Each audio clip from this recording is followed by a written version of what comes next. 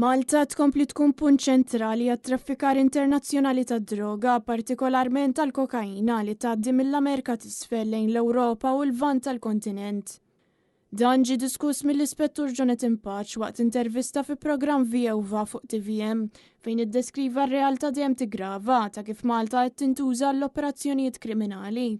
Patch tkellem dwar il-każijiet partikolari li juru kemm Malta hija vulnerabbli għal din il-problema, inkluż l-interċettazzjoni ta' 300 blokka ta' kokaina fil-Port Ħieles.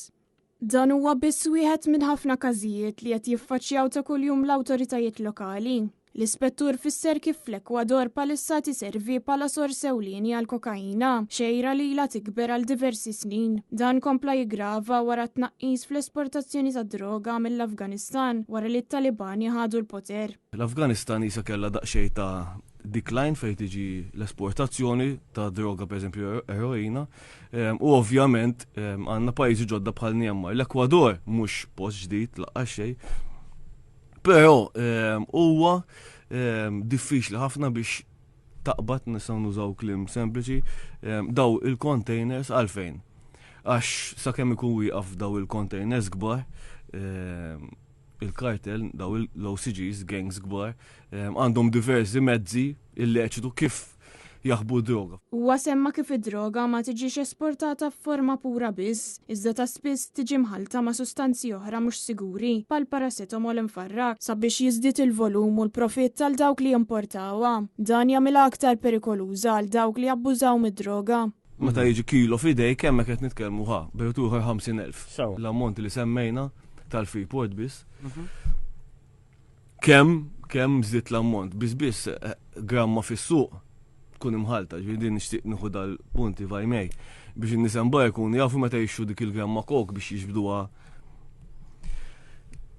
daw iż-żminijiet, forsi jkunu iżjed ta' konoxxenza ta' xem f'dil modu fi gramma kok.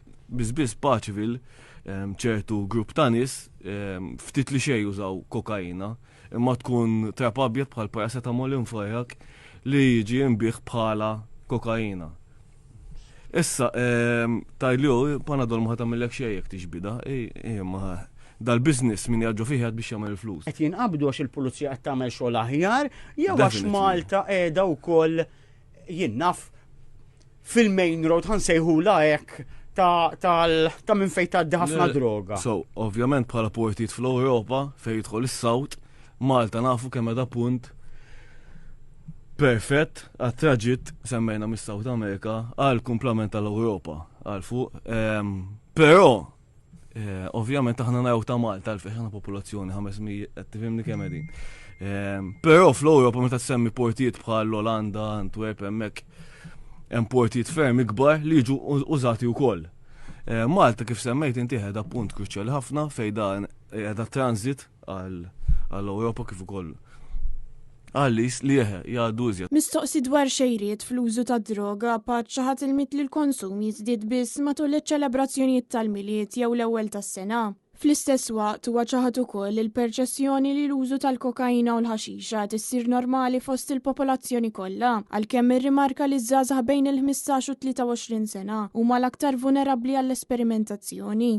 Rigward il-kannabis, Patch għalli fil-waqt li l-perċezzjonijiet dwarha nbidlu matul is-snin, l-użu pubbliku tagħha jibqa' illegali, l-użu fil-karozzi u quddiem il-minuri huwa wkoll ipprojbit bil-liġi, għalkemm il-konsum f'postijiet privati huwa permess taħt ċertu kundizzjonijiet. L-isfida ta' droga f'Malta m'għandix biss implikazzjonijiet soċjali iżda wkoll ekonomiċi. Miljuni ta' euro huma involuti f'operazzjonijiet ta' ħasil tal-flus relatati ma' droga li jagħmluha aktar diffiċli għall-awtoritajiet li jnaqsu din l-attività kriminali.